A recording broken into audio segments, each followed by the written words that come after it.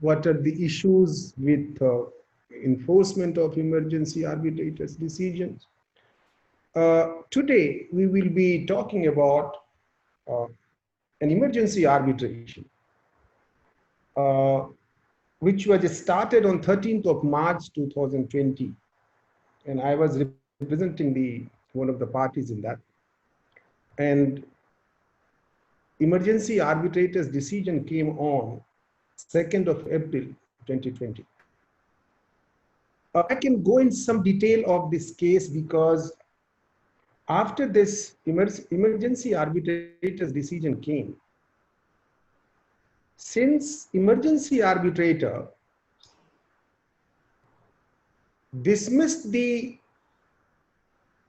claim of the claimants on the ground of jurisdiction, the claimants approached Delhi High Court. One petition under Section 9 of Arbitration and Conciliation Act was filed against the other side. That petition has again been dismissed on the ground of maintainability. I'll go in all those details. And that order of Honorable Single Judge has been challenged rather, in appeal before the division bench. Arguments were heard on 4 days, and today was the last day of hearing. And today judgment has been reserved by the division bench. Now,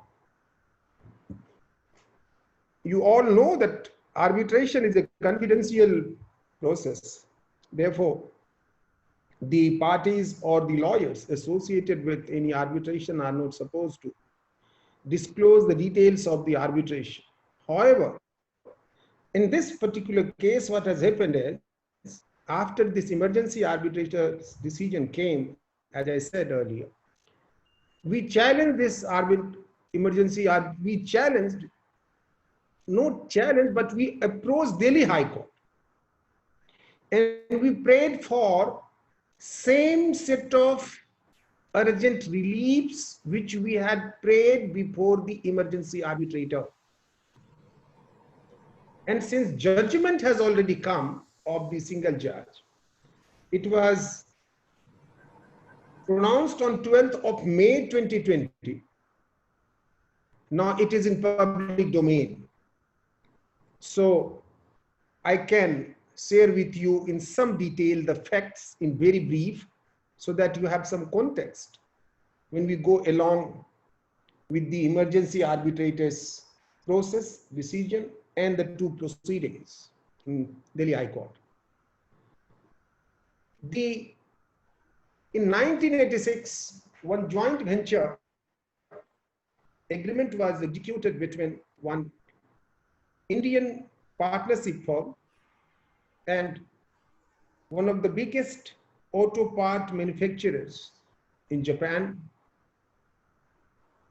And under this joint venture agreement, as per this joint venture agreement, one joint venture was to be incorporated in India.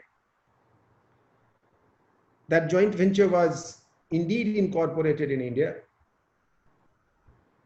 As per the joint venture agreement, both the parties had also agreed that the Japanese company will provide the technological assistance to the Indian company, to this joint venture, which would be operating in India.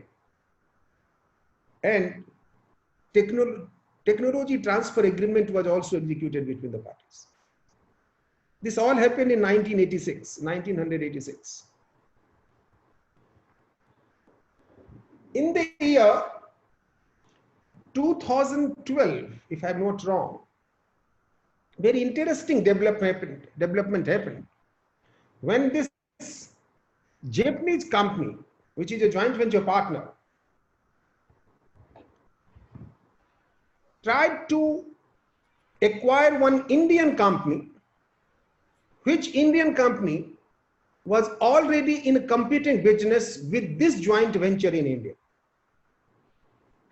Now, we objected to this acquisition by the Japanese company of the Indian company on the ground that if you acquire this Indian company, you being party to my joint venture, this joint venture would go in conflict of interest. Now, we applied to Delhi High Court for interim injunction against the Japanese company. We wanted Delhi High Court to restrain the Japanese company from entering into any competing business in India. We succeeded in that. They went to division bench. There again we succeeded. They did not succeed. And ultimately, the parties went to arbitration under the rules of Singapore International Arbitration Center. And that was the arbitration, again an emergency arbitration, which we invoked. And I was representing again this Indian joint venture partner as well as the joint venture company. Now, in that particular emergency arbitration, which was invoked under the rules of SIAC, Singapore International Arbitration Center, we succeeded in getting the urgent relief, which we were paying for.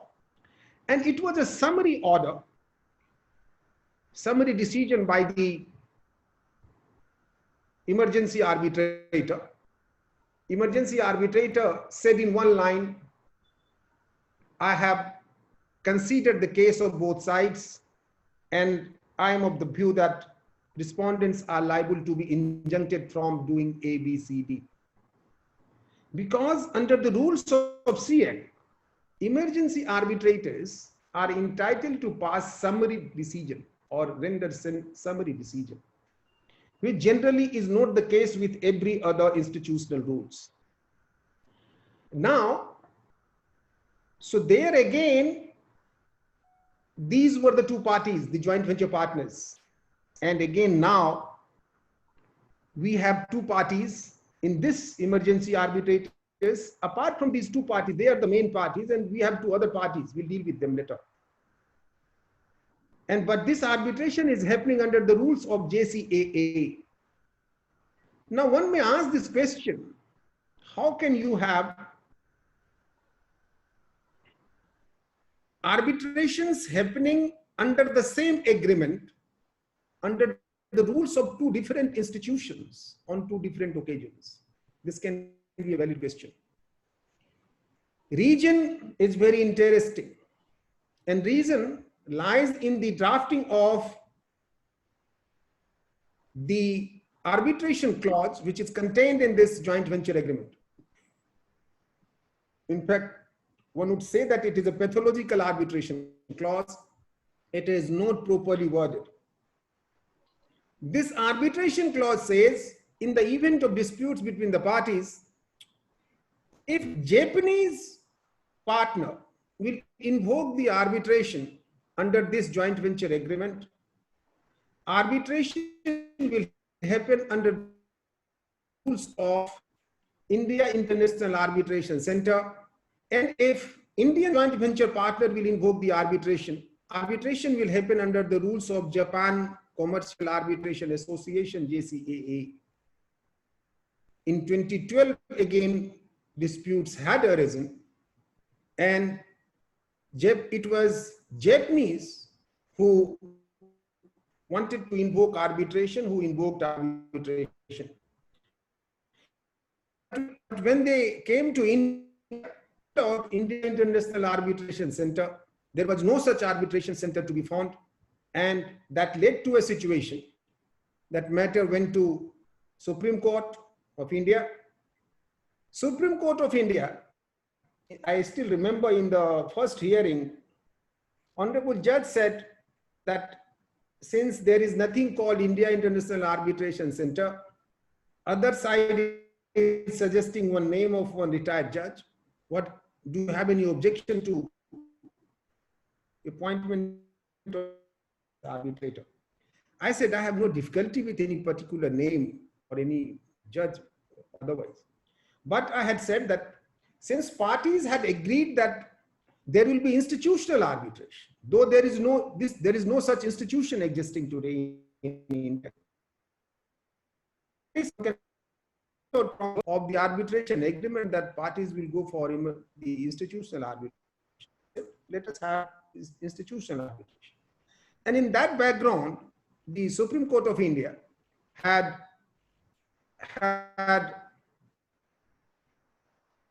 parties to arbitration under the rules of CI.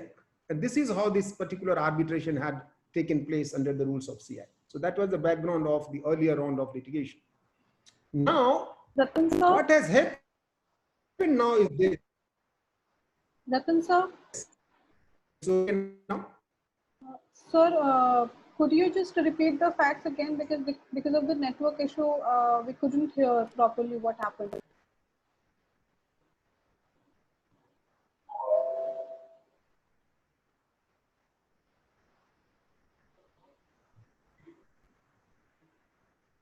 Ratan sir?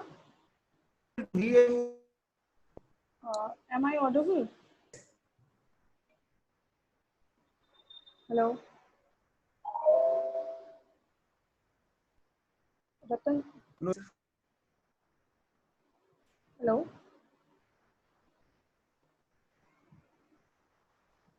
Yes, yes. Sir, I would request, because of the network issue, to kindly switch off the video, stop the video, and we can have recording so that there is network, if network works. Otherwise, I think there is some network issue. Now, could you just try to speak? Sir, you have muted yourself.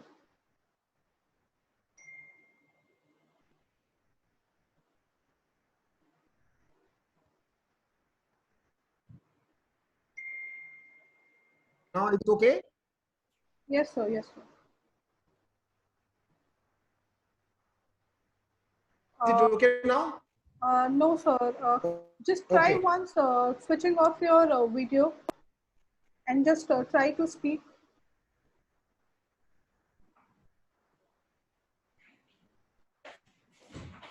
Understood.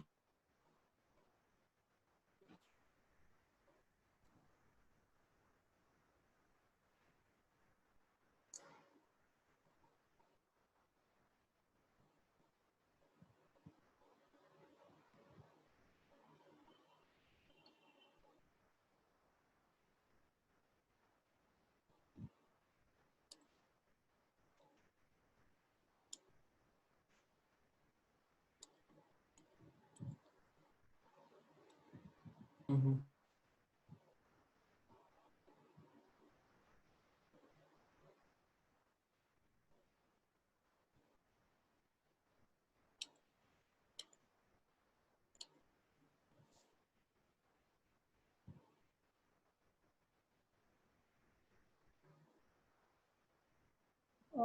So kindly Yes, try. sir. Yes, sir. Now you're audible. Okay. Now, this round of dispute has very interesting factual background. And factual background is this. As per the joint venture agreement, if any of the parties wanted to sell their shares in the joint venture, they had to first offer this to the other partner.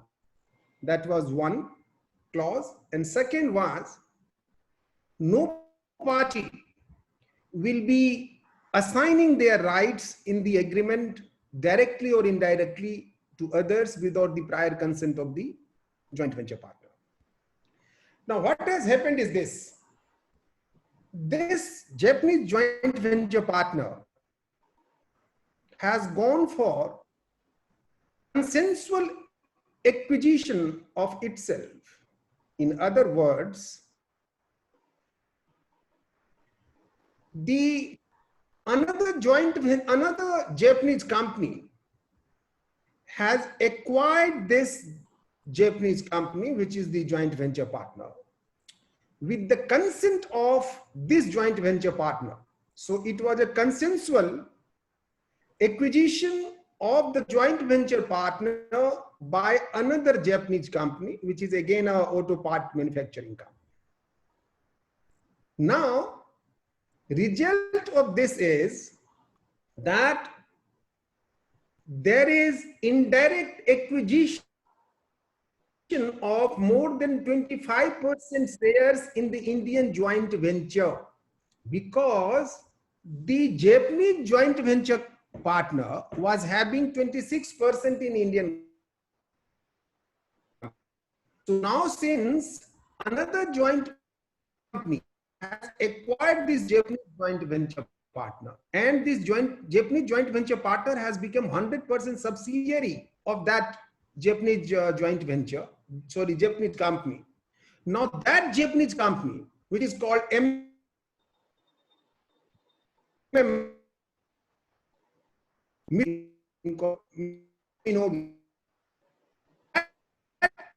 company of that now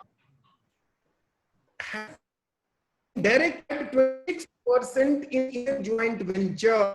So it is a case of indirect acquisition of 26% shareholding in Indian joint venture by the another company. Now, what is the consequence of this? Consequence of this is that this joint venture company in India, which is a publicly traded company, public limited company, now because of this direct acquisition of more than 25% shares in this Indian company, the takeover regulations, takeover code under SEBI Act, provisions of takeover code gets triggered. And as a consequence, that acquired Japanese company will be liable to give an open offer in India to all the shareholders of this joint venture company in India. They are bound to give this offer to all the shareholders of this Indian joint venture partners to purchase their shares at a particular rate, which would be maximum rate between a particular period as per formula given in takeover code. Now, consequence of this is that a joint venture partner, which was a Japanese company, which was having 26% to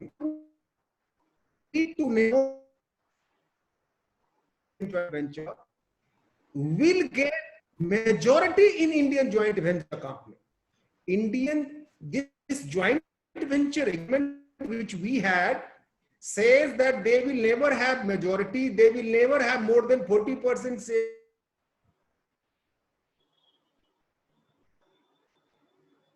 Vatan sir? Shares in toss. Can you hear? No, sir, we are unable to hear you. Since video takes lots of bandwidth and there's network issue, I would humbly request you to switch off the video so that the audio is clear and everybody is able to hear you properly. Then you can switch off after 5 to 10 minutes. So, try doing that because there is some network issue which is coming up and you're not audible. A few people have asked me that they are not able to listen to you. Now? No, sir. Am I audible now? So your voice is breaking. Oh, my voice is breaking. Yes, sir. Okay. So go about it. Yes, sir. Now, yes, sir. When you now try speaking. Okay. Is it better now? Yes, it's perfect now. Okay. So now what has happened is a joint minority shareholder in a joint venture, because of this acquisition which has happened in Japan, will become majority shareholder in India, and that led to dispute in the parties, and this is how we, the joint venture partners, joint venture partners, invoke emergency arbitration in first instance. Now, one may ask this question: why you? What was the why invoke emergency arbitration in first instance? As I gave the reasons yesterday, confidentiality is one. We wanted a specialist arbitrator having all faith in the JCA and the panel and their ability to decide and choose an efficient and skillful arbitrator. And since we had chosen to have arbitration, we opted for emergency arbitration. Now, when we went for arbitration, what all has happened, that is interesting for all. 13th of March 2020, we filed emergency arbitration application. We sent emergency arbitration application to JCAA, Japanese Commercial Arbitration Association. That was on 13th of March 2020. Very same day, JCAA, and this will show the efficiency and promptness on the part of these arbitration institutions. On the very same day, JCAA acknowledged the receipt of our emergency application and requested us to pay the necessary fees, which was basically three things: arbitral fees. There are basically three heads under JCAA rules, and which is otherwise the case with other institutions as well. First is administrative fee, which is charged by institutions in consideration of providing the services. Second is remunerations for the arbitrator. And third is deposit. That would be the expenses which arbitrator incur and other expenses. So under three heads, one is supposed to, under the JCAA rules also, and in fact, under the rule 75 of JCAA rules, we were supposed to pay these three, we were supposed to pay to them under these three heads. We paid this on 17th of March. And very same day, they received the payment. And very next day, on 18th of March 2020, because for JCAA, the emergency arbitration will commence on compliance and on satisfaction of two things. One, your application for emergency arbitration should reach them. And secondly, it should also be accompanied with money, the arbitral fees. Now, on 18th of March 2020, JCAA notified the respondents. We had made two respondents in this case. One was the Japanese joint venture partner, and second was the acquirer company of that joint venture partner. So these two Japanese companies were made the parties. Now, JCAA notified the respondents about the emergency application. 19th of March, respondents confirmed the receipt of the emergency arbitration application. On 19th itself, JCAA issued notice of appointment of emergency arbitrator. And on 19th of March 2020 itself,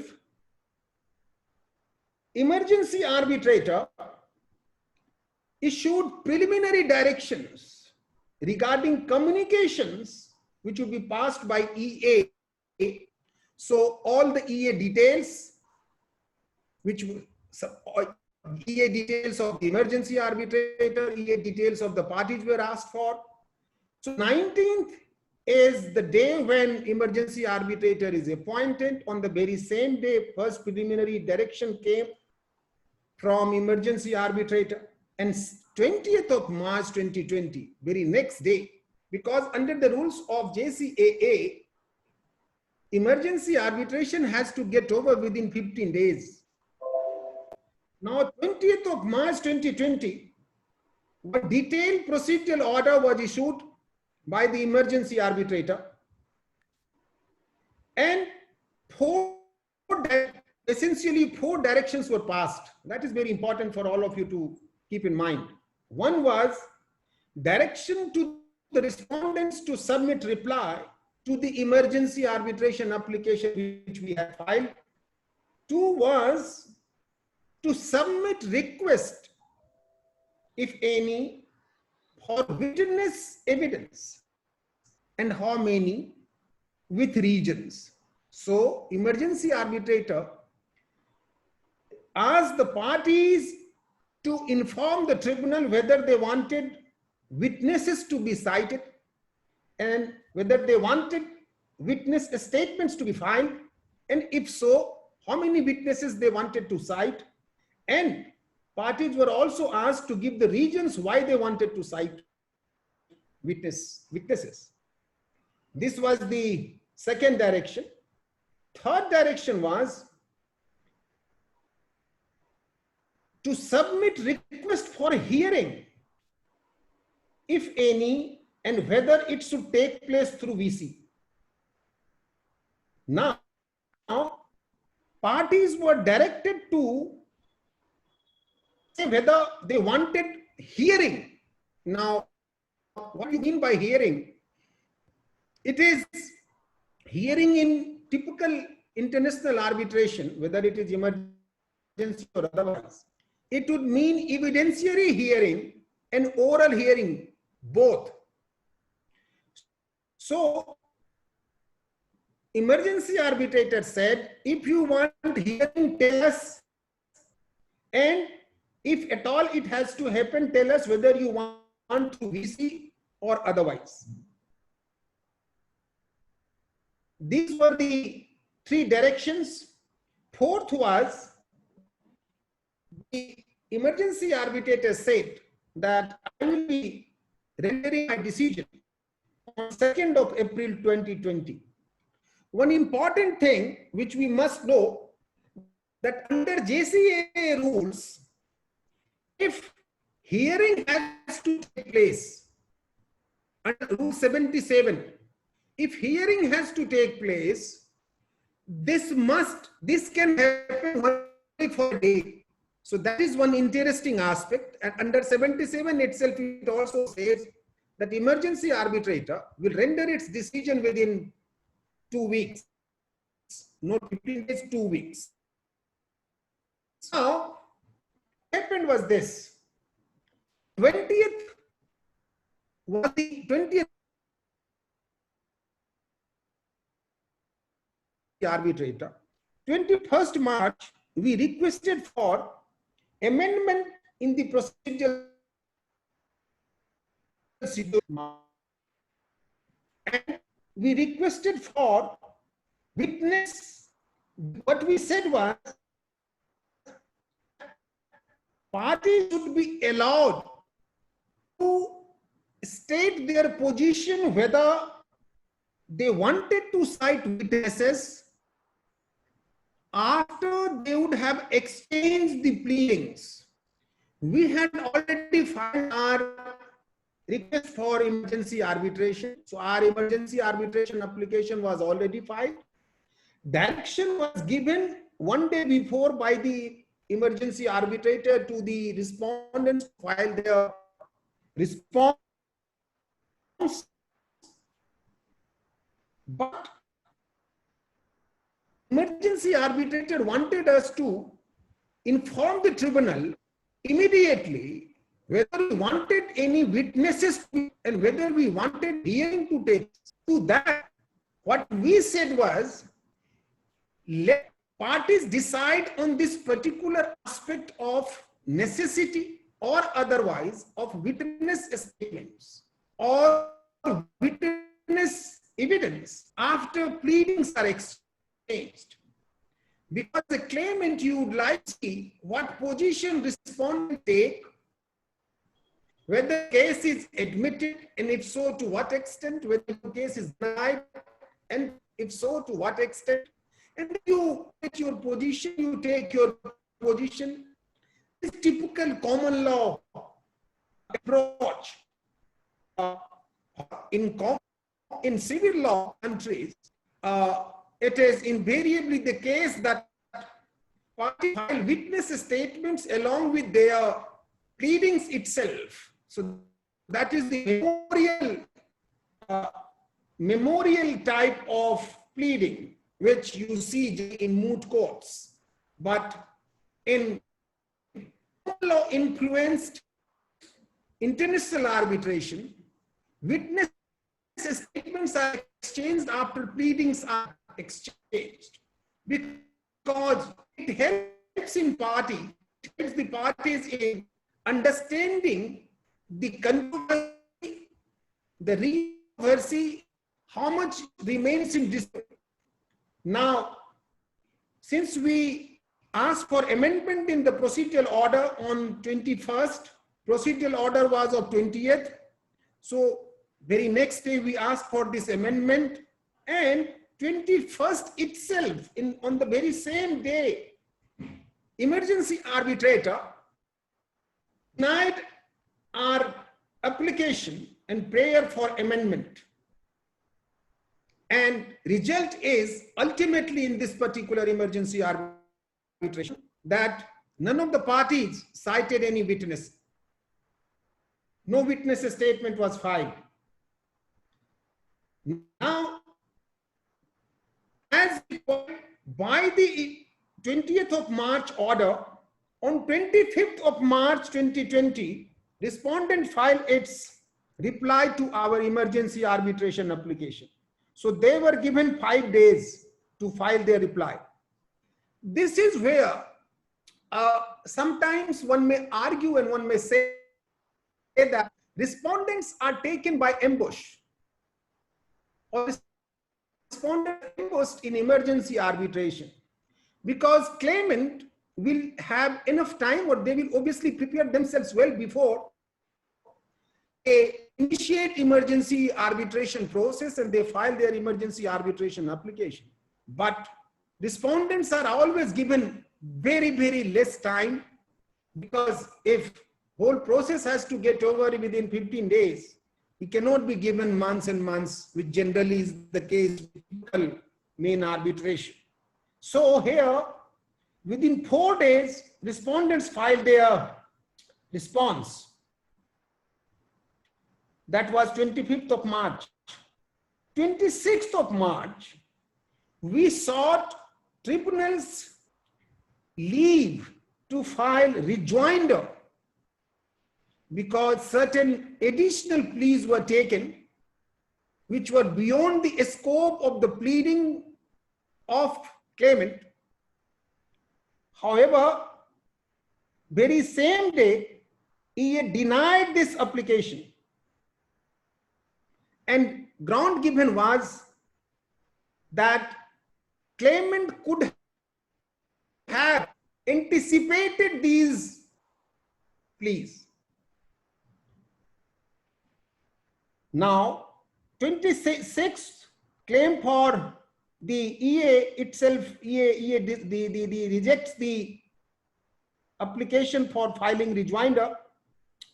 27th, we applied for hearing. And in fact, there were days when on the very same day, tribunal wanted us to give our response by evening. Now, we applied for hearing on 27th, but on 27th itself, emergency arbitrator rejected our application for hearing. We had said requirement of case is such that parties should be allowed to have hearing, and we have said since we are in the midst of this corona outbreak, therefore we should be allowed to have hearing through video conferencing. The arbitrator, emergency arbitrator, rejected our application for hearing. And it was said that oral arguments are not necessary in the facts of the case. Now on this, in fact, we had raised this issue and we still feel that arbitrator, emergency arbitrator was not right in rejecting this prayer for hearing because of one provision under Japan Arbitration Act, which is similar to identical to, similar to, I would say, Section 26 of Arbitration and Conciliation Act, which says that if one of the parties in arbitration requests for hearing, oral hearing, then tribunal has to allow this. But in this case, tribunal did not allow this. And one thing one should always know, one would argue that you were governed by JCAA rules, therefore JCAA rules will apply.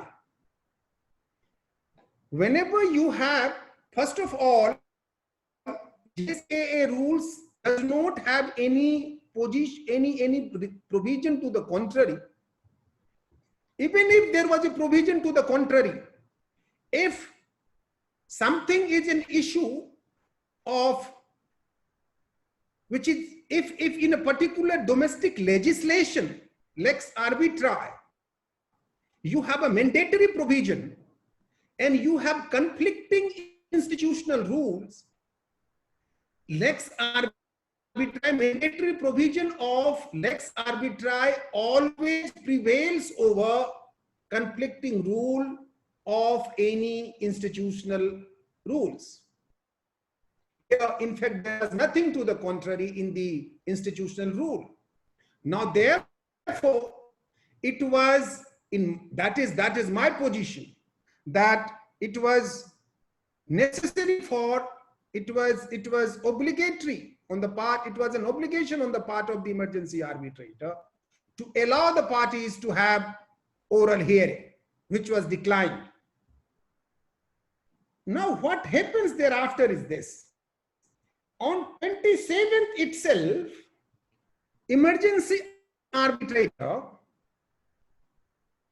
see, 19th emergency arbitrator is appointed. And now I'm talking about 27th, almost 8 days. Now 27th emergency arbitrator issued to the parties a series of questions. A questionnaire was sent to both sides. Now, arbitrator said that I have gone through the records. In my understanding, these are the issues where, arbitrator said, I have gone through the record and I want parties' opinion, answers, or position on following questions. And certain questions were formulated by emergency arbitrator and parties were asked to give their response. And now one may say, this is one area where I wanted to say something. One may say this can be a good substitute of oral hearing because you can say whatever you want to through your answers. I have personally serious issue with this. Arbitrator may think that within these 9 days or 10 days or 8 days, he has, with his experience and expertise, understood the case, whole case of both sides, and wherever he has got, he needs any clarification, he is sending the parties the questionnaire which can be responded to by the parties. I am of firm view that these questionnaires can never be substitute of hearing. Arbitrators may be experienced enough to understand the case, but to assume that everything has been understood by every arbitrator in the manner understood by the lawyers and in the manner lawyers wanted the tribunal to look at the facts and look at the laws. If that would be the argument, in that case, in every case, one will argue that let us dispense with the requirement of hearing. And this is exactly what has happened in this case. Emergency arbitrator thought that these are the real issues, which I believe that were not the only disputes, only issues, and only questions. Obviously, the direction was to be complied with. Both sides were given 4 days time to reply to the emergency arbitrator's questions. On 31st, both sides answered the questions, and both parties were directed to make their submissions on cost. So both sides submitted their cost. Since I was representing the one side, Indian side, I was representing this organization before the tribunal. Other side was being represented by one Indian law firm and then one Japanese law firm. They gave the cost of both set of law firms. And on very next day, the emergency arbitrator passed the final order. And this order has gone against the claimants primarily on the grounds that claimant number locus before no locus to invoke the arbitration, and even respondent number 2 had no locus. Secondly, it was also held that respondent number 1 respondent number 2 is not a necessary party to the arbitration, is not a party to the arbitration, should not have been made a party to the arbitration. Now, very interesting aspect here. In Japan, there is no provision for challenging any decision of any emergency arbitrator. 1. 2, there is no provision for enforcement of any decision of an emergency arbitrator. I had talked about this yesterday also.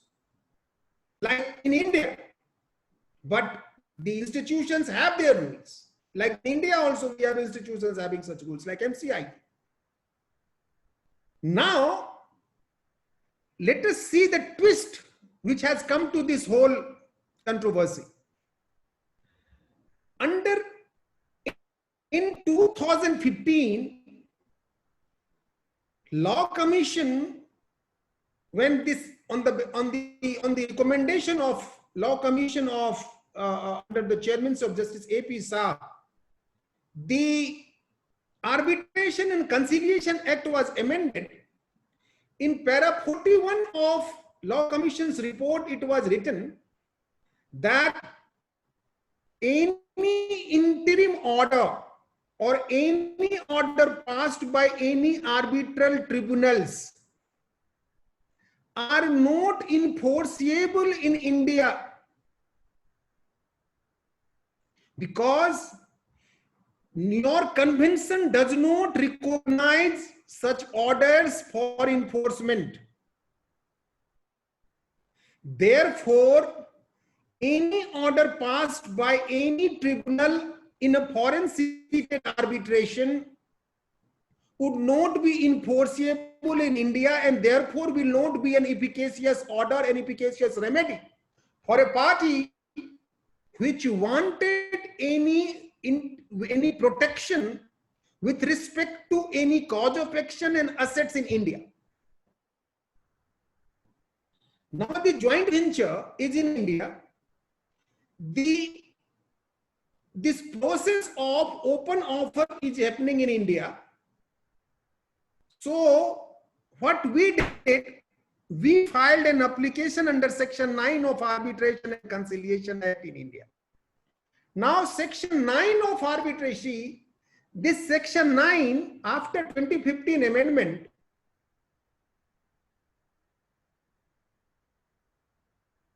Section 2 of Arbitration and Conciliation Act, even with respect to a foreign seated arbitration,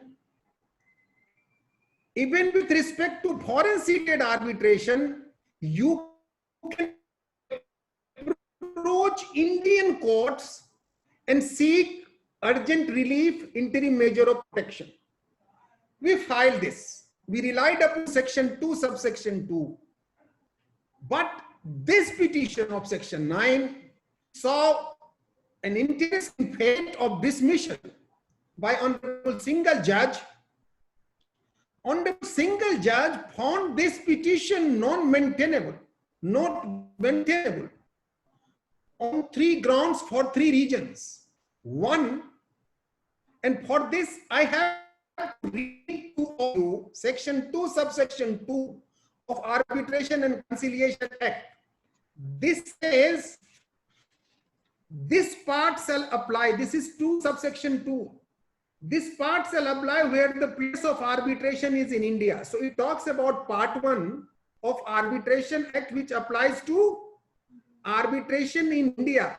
However, there is a proviso, provided that subject to an agreement to the contrary,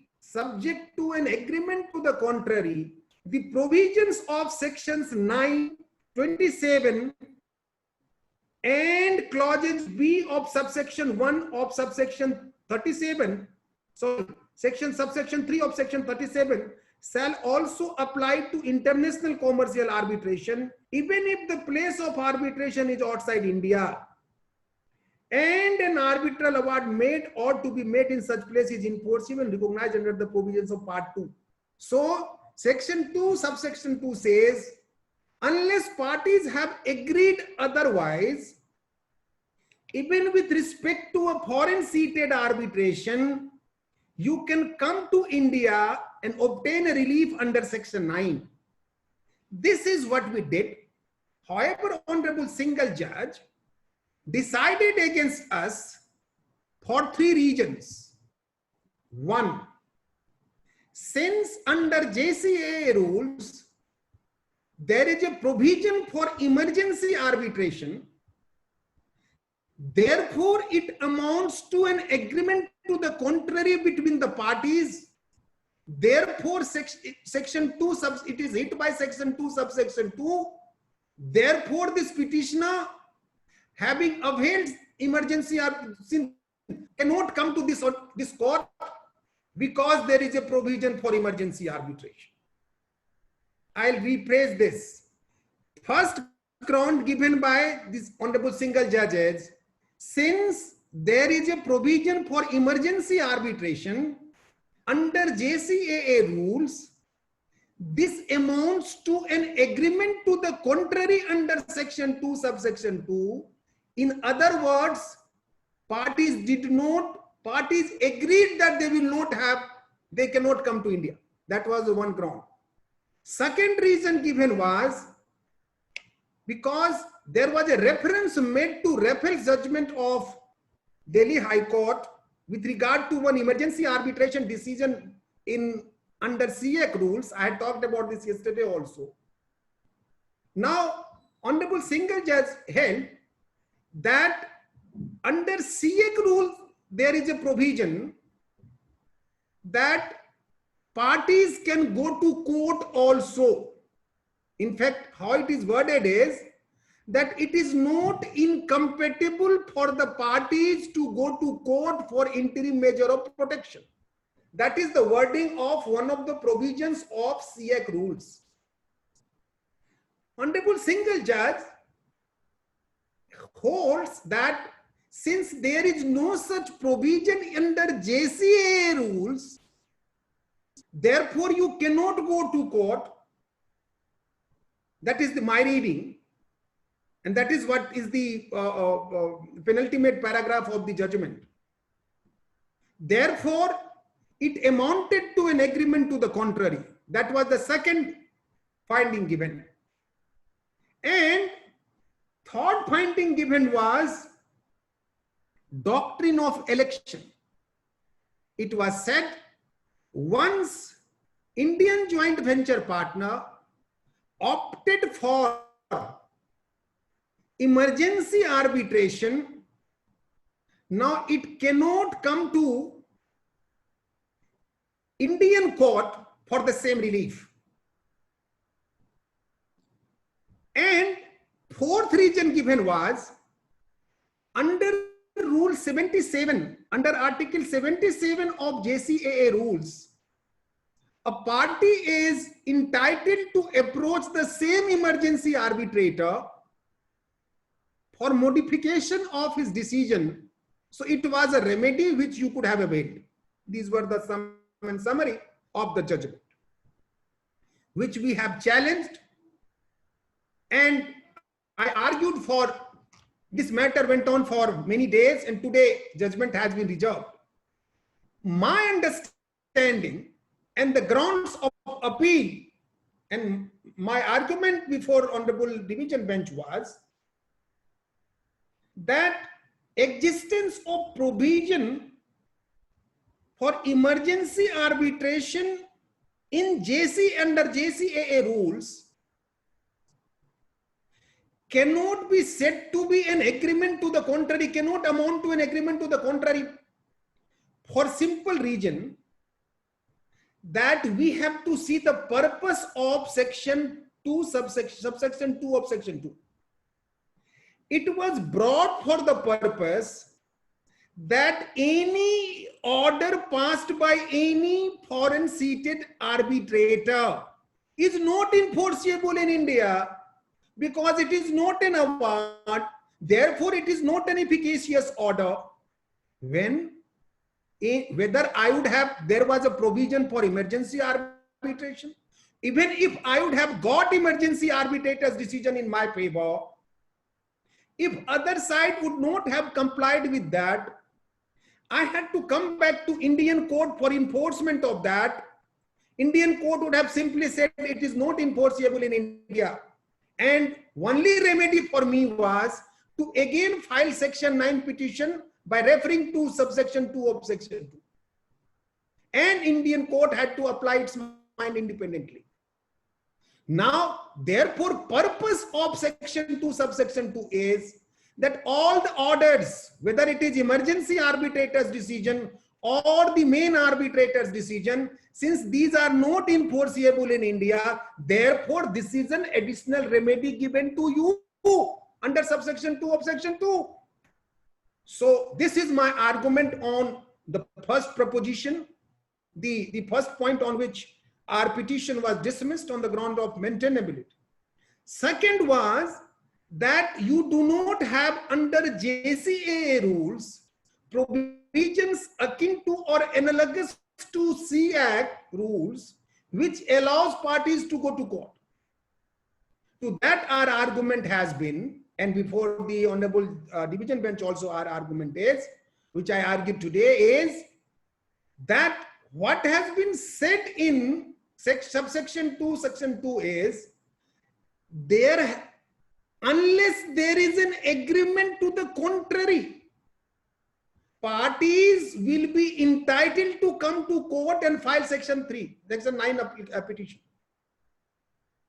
Where it doesn't say unless there is an agreement, positive agreement which you allows to court. Let me repeat myself. Subsection 2 of section 2 does not say that unless there is an agreement between the parties which allows you to go to court, you cannot come to court. That's not the case. In fact, wording is just the contrary. Wording is unless there is an agreement to contrary. So what my argument was, just because there is not an enabling provision under JCAA rules and there is a silence on that, that cannot mean an agreement to the contrary. That was the first argument. My second argument on this was, what has been said under CA rules is merely a restatement of the section 9, in fact, section 9 of model law. And I have referred to the Travox Preparatories and the Travox legislative history of section 9 of the model law. There was a time when in some jurisdictions it was being said, if you have opted for arbitration, you can never go to court. If you go to court, you waive your right to arbitration. Just to remove that ambiguity and remove that notion, it was stated in the Travox, reiterated in Article 9 of the Uncitrall Model Law, that you can go to court. So, just because there is this restatement reproduced under CA rules, it does not mean anything. In fact, I argued again I argued that under Japan Arbitration Act, there is a provision which allows parties to go to court. Parties to the arbitration are allowed to go to court. That is Article 24. So, Lex Arbitrae, which is a mandatory provision under Japanese position, will in any case is there in my favor. So therefore I said the second ground on which our petition has been dismissed is not proper. This is what we have argued. Third ground was on election. This was very interesting ground. Argument is, since you have gone for same relief before emergency arbitrator, you have failed in achieving that, you have failed in obtaining that relief, you cannot be allowed to come to claim the same relief in India. Now, this argument, though on its surface looks very appealing, but if you go behind this argument, you will find that this argument again is not, in my understanding and opinion, this argument is not very this is not tenable argument for simple reason. In fact, I have cited two judgments. One is Transcore judgment of Supreme Court, where banks were and financial institutions were allowed to invoke DRT Debt Recovery Tribunal Act provision and also provisions of SARFAESI Act. And this particular paragraph 64 of this judgment goes into this principle of election, when election of remedy principle will apply. And first argument given in this para 64 is that there must be two efficacious existing remedies. Only then you can choose one. I say, for the purpose, for my purpose, in fact, para 41 of Law Commission report of 2015 says that the orders passed by any foreign seated tribunal is not efficacious in India. If it is not efficacious in India, how it is an effective remedy? Where is the question of election between 2.2 and section 9 petition and emergency arbitration petition?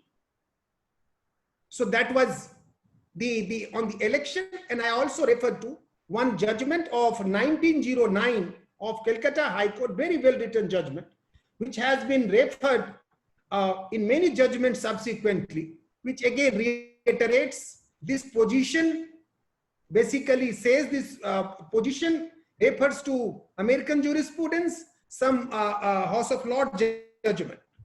And now what has happened is, after this, I said, therefore, in fact, there is a Bombay High Court judgment, Heligo case, Bombay High Court judgment says, division bench judgment, that there cannot be implied ouster, there cannot be implied contract to the contrary in relation to subsection 2 of section 2. It was given in this context only. So we have referred to this judgment also.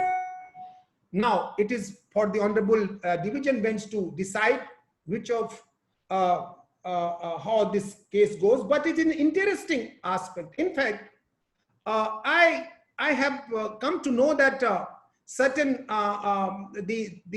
certain articles have been written on this judgment of Honorable Single Judge. In fact, I came across one article written by some member of Eversealed law firm of Singapore, and they have gone into this judgment and they have given their views.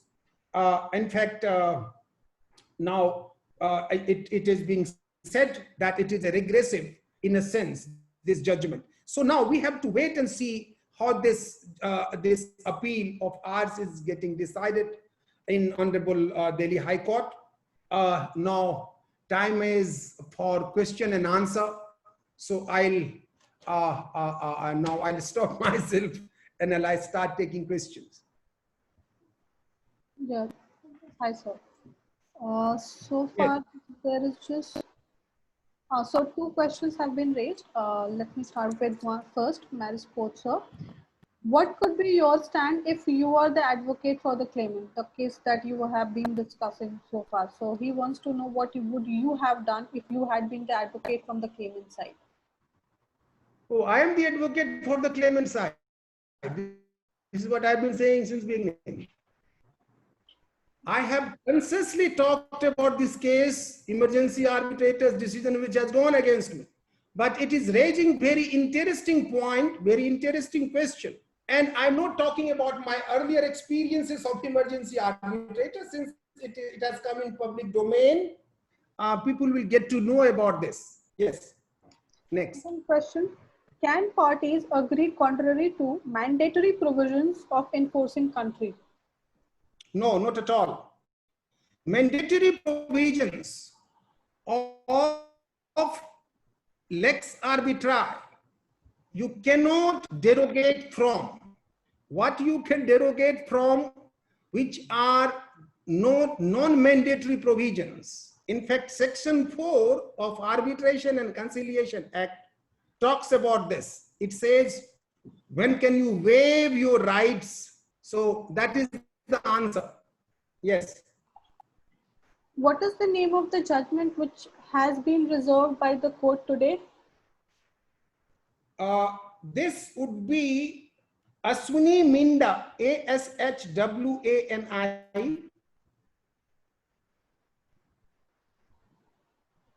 Ashwini Minda. MINDA, and another versus Usin, U-SHIN, Usin, U-SHIN Limited, and another.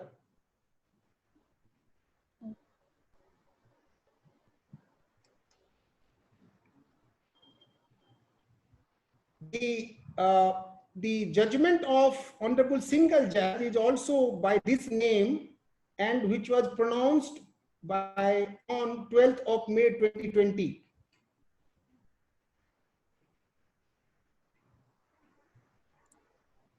Yes, are we? So another question. Could you please share your experiences in other emergency arbitrations?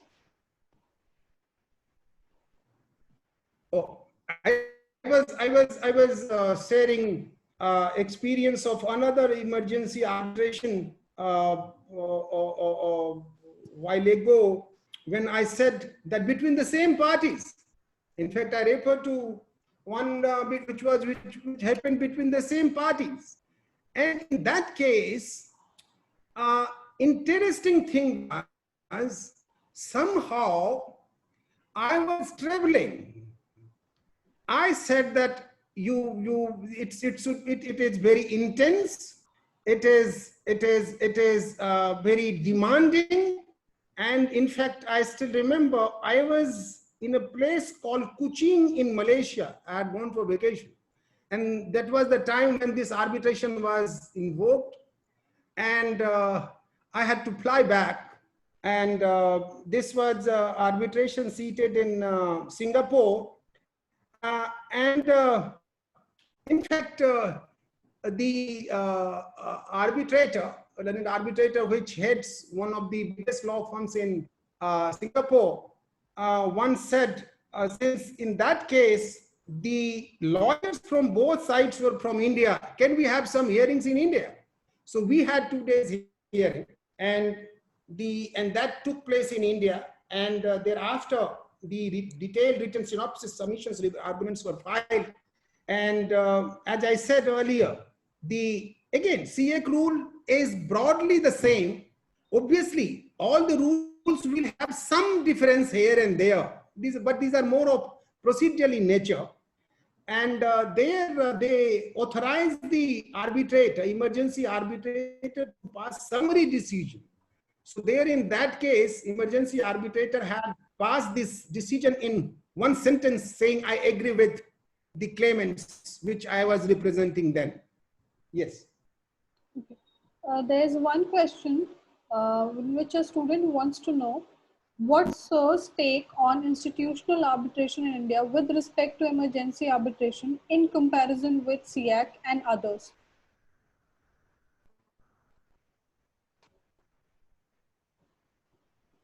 Can you repeat yourself? Your voice was breaking. Okay, sir, sure.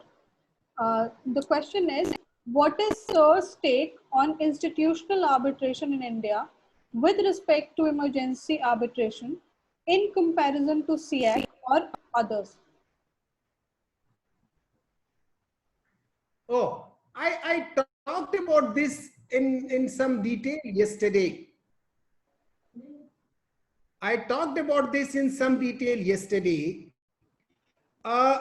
One institution I know of, that is MCIA, Mumbai Center for International Arbitration. They have got provision for emergency arbitration, which is very close to the provisions of ICC rules.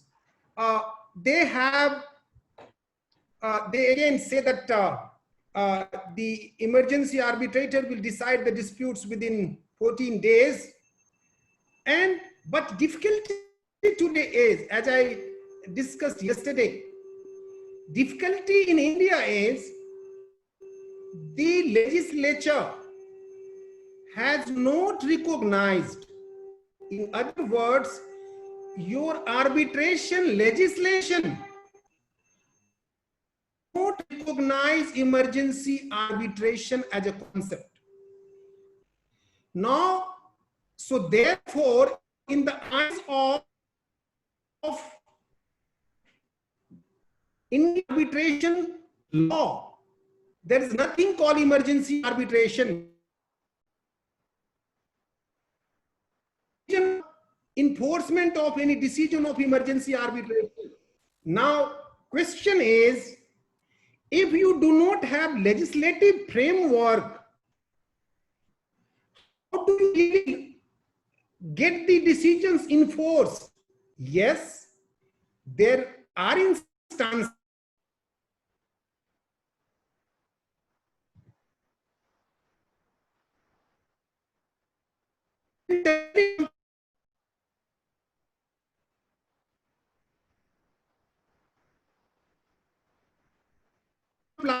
arbitration in the institutional rule itself that apply with the emergency. Hence, if parties does not come, makes, what is institutional rule for the parties? For the parties, institutional rules are nothing but a contract. So if there is non-compliance of any rule of the emergency arbitrator's decision, then it is at the max non-compliance of a contractual provision. So, but how do you enforce that? There is no enforcement mechanism as such. Like today, if you have an award, you can straight away take it for execution. Now, if you have Section 17 order passed by the arbitrators, you can straight away take it for execution. But there is no such provision. And in absence of such a provision, enforcement is really an issue in India as well as in many countries. So in India, unless you have this provision, legislative recognition of this, the domestic emergency arbitration will not really develop. And unless globally you have provisions through international instrument like New York Convention, or by having in their own legislations provisions to recognize the orders and emergency orders, this is not going to really help emergency arbitration even in international arbitration setup. So that is my take on that. Yes. Yes, sir. These were the questions. And now I would... Oh, great. Yes, sir. There's one more message. Good, good. Yes, sir. The question is, okay, what are the loopholes if we happen to have emergency arbitration in case of ad hoc arbitration? Is there a possibility of that?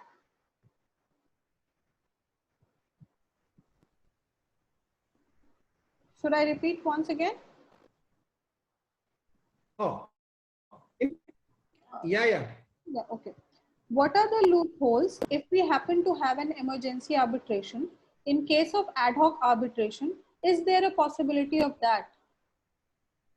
Oh, in fact, this was the question I had posed to all the participants yesterday, and I forgot. Good that you are reminding me. It is an interesting question. I want all of you to write some paper, something on this. If you ask me, theoretically it is possible. Practically, lots of problems. Theoretically possible, you can agree. In fact, under Indian law and under various other jurisdictions, you have, even Indian courts have recognized two-tier arbitrations.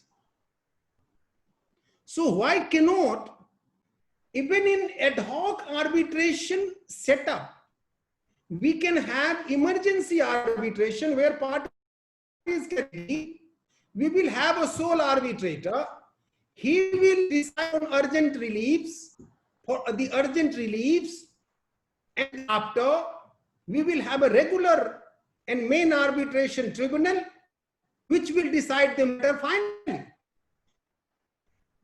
The question would be, if parties do not agree in that particular ad hoc arbitration agreement, or the appointing authority, then you will have to go to court, and then it will be tested how courts really consider this. But if you want to appoint an appointing authority, you can even agree in your arbitration agreement itself that ICA or MCIA or any other institution will be the appointing authority of the emergency arbitrator as well as the main arbitrator. So it is theoretically, it is possible. Practically, are something which we have to really look at and consider. Yes. Yes, sir. These were all the questions. And oh, good. Yes, we have so we completed before time, right? Yes, sir. Good. First, it's happening for the first time that I have completed before time. Good. So, if there is any other query, any person wants to raise. Okay, I guess there is no query now. So I would really thank all the participants for being so patient and eagerly listening to you. And I did personally get a few more texts, like when they wanted to be a part of this entire entire master class. So again, we have another question, if you are willing to take, sir. Oh, duration validity of award. I see this question. Yes, Duration sir. validity.